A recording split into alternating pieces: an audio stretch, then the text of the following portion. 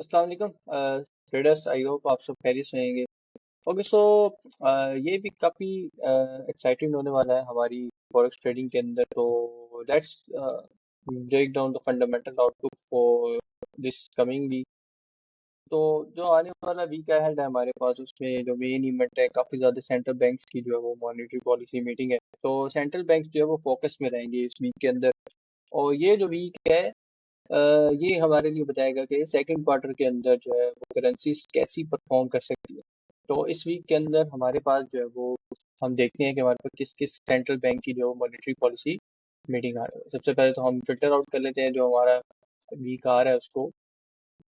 And filter में जाके हम प्रेफर करेंगे सारे ही तकरीबन जो है वो एक्सेप्ट येलो फोल्डर को निकाल के सब करेंसीज की आउटलुक देखेंगे चाहेंगे हम। क्यों? क्योंकि मॉनेटरी पॉलिसी मीटिंग आ रही है।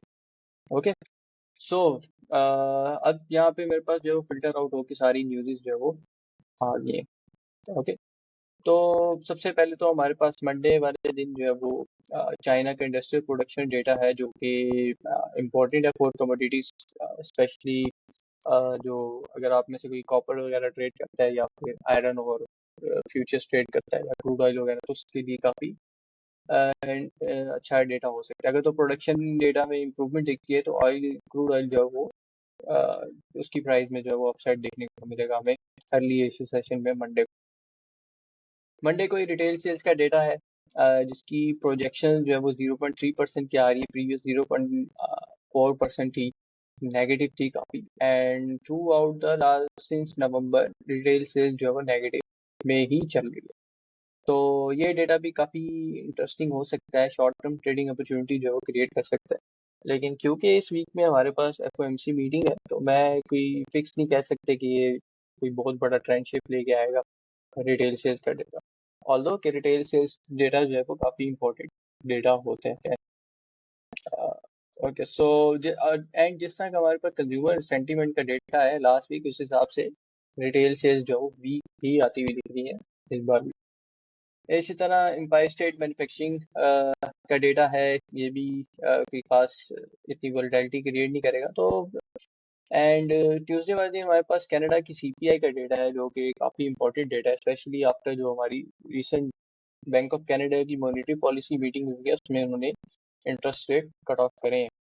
तो इसके सीपीआई के सराउंड डेटा के सराउंड जो है हम सीएडी जेपीवाई, कैनेडियन डॉलर और जापानीज येन जो है उसको देख सकते हैं ट्रेडिंग के लिए, या फिर हम यूएसडी सीएडी को भी देख सकते हैं ट्रेडिंग के लिए, या फिर हम जो है वो जीबीपी सीएडी को भी जो है वो ट्रेड के लिए देख सकते हैं इस सीबीआई के अराउंड।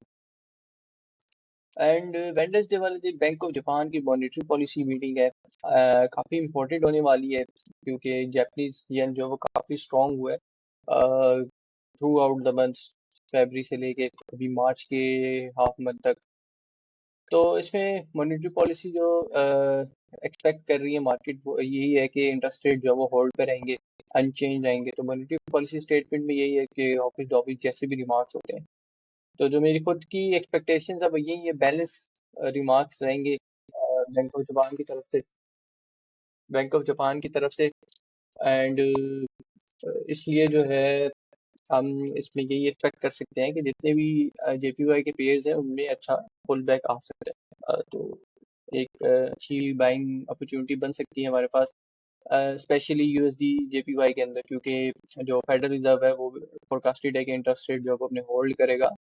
एंड उसके साथ साथ जो इकॉनमी की पॉइंट ऑफ व्यू से देखा जाए यूएस में, तो वो फेडरल रिजर्व हमें ऐसे ही लग रहा है कि थोड़ा हॉकिश स्टांस रखेगा।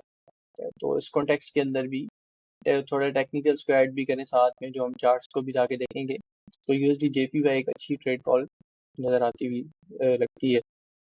कनाडा का जीडीपी का डेटा है।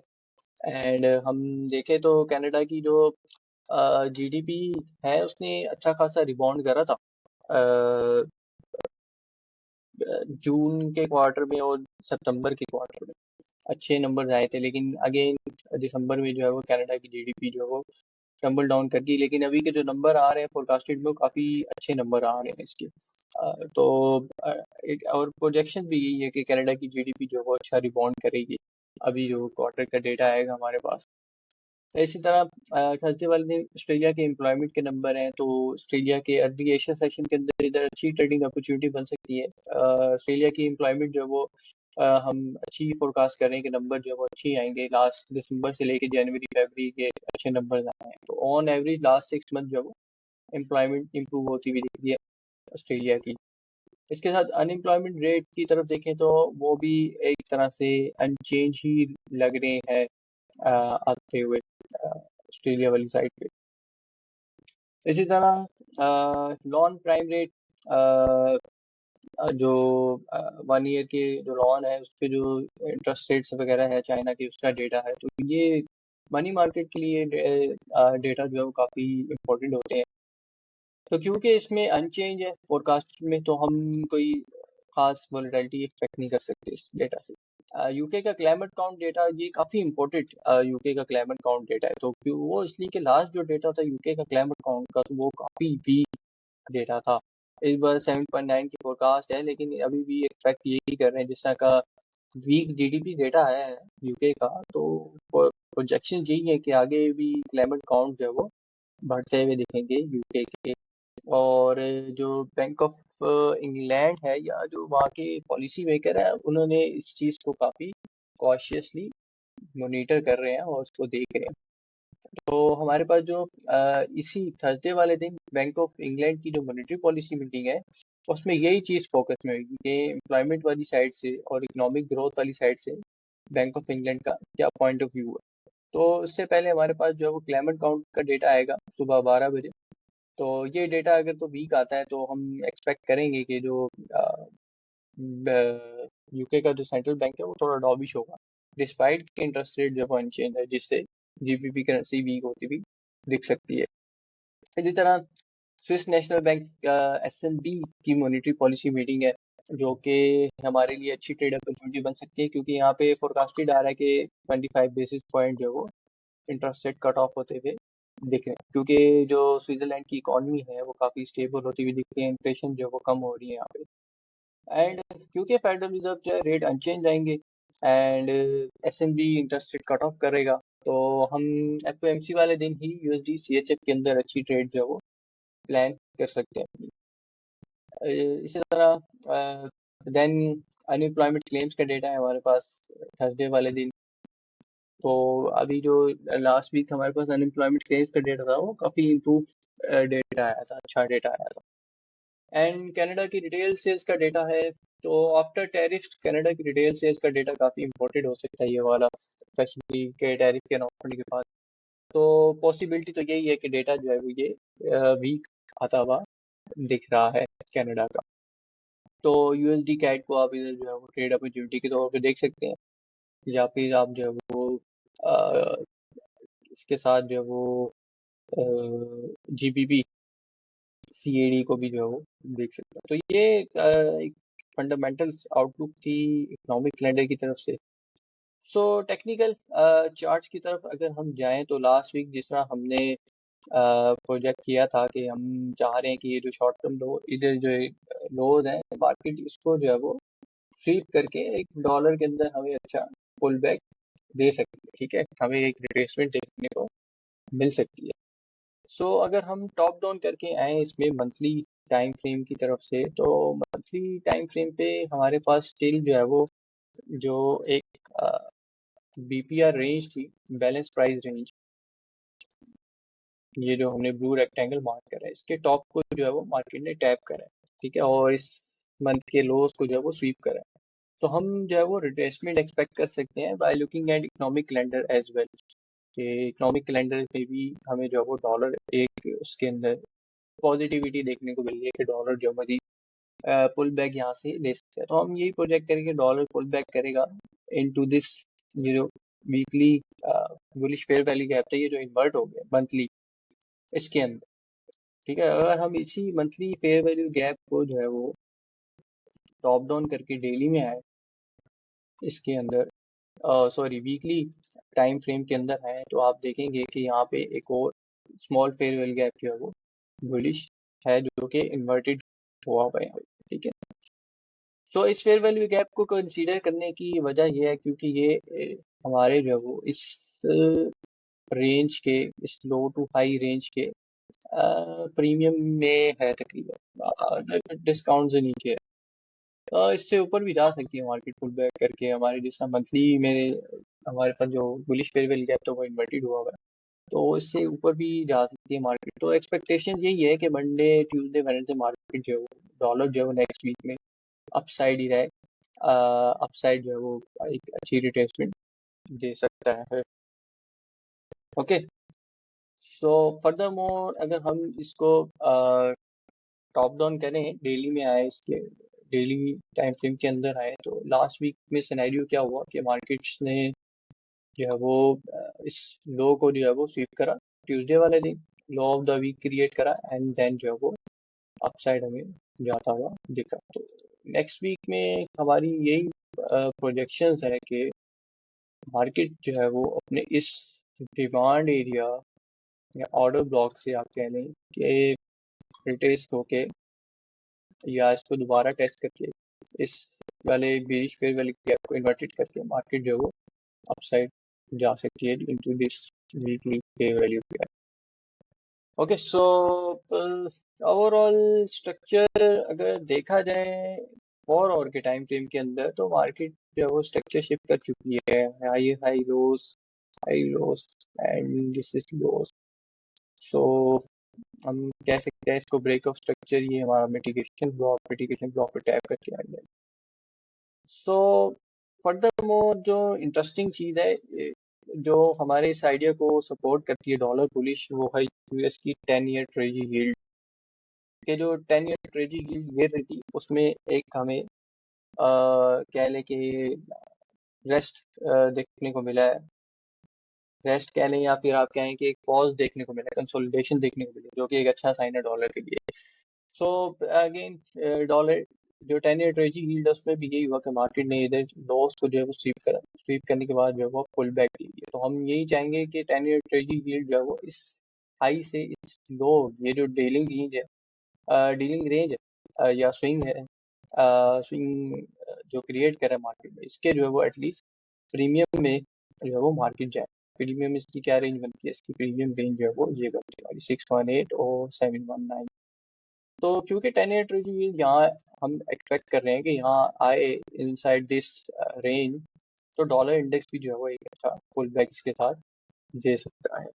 इसके साथ अगर हम यूरो की 10 ईयर ट्रेजरी देखें, क्योंकि यूरो और डॉलर जो है वो इन्वर्सली कोरिलेट है, तो वो भी एक रेजिस्टेंस लेवल पे है, और रेजिस्टेंस लेवल के पास से एक उसको अच्छी रिजेक्शन देखने को मिली है। ऑल्दो कि ओवरऑल लॉन्ग टर्म में जो है वो यूरो बुलिश ही है, ठीक है, क्योंकि स्टिमुलस पैकेज इज समथिंग जो कि काफी बुलिश है फॉर यूरो। लेकिन फॉर द टाइम बीइंग, क्योंकि डॉलर में हमें एक पुल बैक देखने को मिल रहा है, तो यूरो ट्रेडीज के अंदर भी जो है वो इधर कंसोलिडेशन देखने को मिल सकती है, ठीक है, या तो ये कंसोलिडेट करेगी या तो ये थोड़ा सा पुल बैक करेगी नीचे आने। ओके, सो अब हम देख लेते हैं थोड़ा दूसरे करेंसी पेयर्स को, लाइक हम यूरो यूएसडी को देख लेते हैं। सो यूरो यूएसडी तो पर्सनली अगर देखें तो इक्वल हाइज यहाँ से स्वीप करें, इसलिए हम यूरो यूएसडी को प्रोजेक्ट कर सकते हैं, मतलब सेल ट्रेड के लिए प्लान कर सकते हैं, लेकिन प्रेफरेंस यही रहेगी कि इसको अगर हम अवॉइड करें तो वो ज़्यादा बेहतर रहेगा, क्योंकि शॉर्ट ट्रेड्स यूरो के अंदर, रीज़न यूरोप का स्टिमुलस पैकेज जो कि काफ़ी बुलिश है फॉर द यूरो। लेकिन हम पुल बैक एक्सपेक्ट कर सकते हैं into this BC buy side imbalance, sell side inefficiency after this equal high sweep, and हम जो है वो इधर आ सकते हैं। अगर हम इसको 4 आवर पे देखें, इसका ऑर्डर फ्लो, तो 4 आवर पे ना कुछ मज़ेदार नहीं है ये स्टिल। हम इसको देखें तो स्टिल स्टिल मज़ेदार नहीं है ये इन्वर्टेड वाली गैप, तो मज़ेदार नहीं है स्टिल ना 4 आवर के अंदर स्ट्रक्चर इसका, तो इसको अवॉइड करें तो बेहतर होगा, या फिर क्लैरिटी है थोड़ी तो हम ट्रेड करें। तो यूएसडी जेपीवाई जो है वो इंटरेस्टिंग है मेरे लिए टू ट्रेड। हमने जो शॉर्ट पोजीशन है वो हमने पार्शल्स काफ़ी ज़्यादा अपनी पोजीशन तकरीबन क्लोज कर ली थी इसमें, तो क्योंकि बैंक ऑफ जापान और फेडरल रिजर्व दोनों की मॉनेटरी पॉलिसी की मीटिंग आ रही है, तो उनको देखते हुए यूएसडी जेपीवाई समथिंग जो हम देख सकते हैं कि हमें ये इस वीकली जो पीडीआरए है bullish fair value gap, market ने इधर से अच्छा जो है रिस्पॉन्स दिया, इसको रिस्पेक्ट करा है वीकली टाइम फ्रेम पे। एंड अगर हम डेली पे जाएं तो डेली पे भी जो है वो हमें एक अच्छी जो है वो मतलब नजर आ रहे हैं कि लाइक ये बुलिश इनगल्फिंग एक कैंडल बनी है, जिसने इस बिरिश कैंडल को इनगल्फ करा हाई को लो को स्वीप करने के बाद। तो ये भी एक हमारे पास एक काइंड ऑफ बुलिश साइन है इसके अंदर। एंड 4 आवर के अंदर जाए तो 4 आवर के अंदर हमें जो है वो मार्केट स्टिल कंफर्मेशन ड्यू है थोड़ी बहुत, लेकिन हम एक्सपेक्ट करेंगे कि मार्केट जो हमें कोई बुलिश साइन दे तो हम प्रेफरेंस यही करेंगे यूएसडी जेपीवाई को बाय करने के लिए। इसके अलावा जो यूके जीबीपी यूएसडी को देख लेते हैं। जीबीपी यूएसडी स्टिल टेक्निकली जो है वो बुलिश ही है लगता है, लेकिन यहाँ पे जो उसने कंसोलिडेशन करी है, तो मार्केट यहाँ पे क्या कर रही है, बैलेंस रेंज क्रिएट कर रही है। जब भी कंसोलिडेशन होती है तो मार्केट एक बैलेंस क्रिएट करती है। यहाँ पे एक मार्केट ने बैलेंस रेंज क्रिएट करी, एंड यहाँ पे मार्केट ने जो है वो एक बैलेंस रेंज क्रिएट करी। तो हम ट्रेडर्स को क्या चाहिए होता है, इम्बैलेंस चाहिए होता है मार्केट में, ताकि हम एक साइड पे अपनी जो भी मूव आए उसको कैपिटलाइज कर सके। तो स्टिल यूरो जीबीपी जो है वो एक बैलेंस रेंज के अंदर है, ये बैलेंस रेंज से आउट होगा तो हम इम्बैलेंसेस का वेट करेंगे एंड फिर उस साइड पे जो अपनी ट्रेड को टाइम करेंगे। For the time being GBP USD के अंदर रूम तो है बुलिश जाने का, at least to this BPR range. Okay, so room है जाने के लिए अपसाइड के लिए, लेकिन फंडामेंटली जो है हमें यही है कि अभी बैलेंस है, रेंज में रहेगा। और जिस तरह की आउटलुक लग रहे हैं जीबीपी के, उससे जो है वो यही है कि रेंज इसकी डाउन साइड की तरफ ब्रेक हो, डाउन साइड की तरफ ये आए किसी पीडीआरए में, या फिर ये जो एक स्विंग इसने क्रिएट करा है इस लो टू हाई, ठीक है, इसके डिस्काउंट रेंज के अंदर आए तो हम बाई ट्रेड जो वो प्लान कर सकते हैं। सो ये कुछ वीकली आउटलुक था। आई होप सो आपने वीडियो को एंजॉय करा होगा। एंड अगर तो आप चैनल पे नए हैं तो मेक श्योर करें चैनल को सब्सक्राइब कर लें, बेल आइकन को प्रेस कर लें, ताकि नई आने वाली जितनी भी वीडियोस हैं उनको आप मिस ना करें और टाइमली उनकी आपको नोटिफिकेशन मिल जाए। सो कोई भी क्वेश्चन हो आपका, आप कमेंट बॉक्स में पूछ सकते हैं। मिलते हैं आपसे नेक्स्ट वीडियो के अंदर। अपना बहुत ज़्यादा ख्याल रखिएगा, दुआओं में याद रखिएगा। अल्लाह हाफिज़।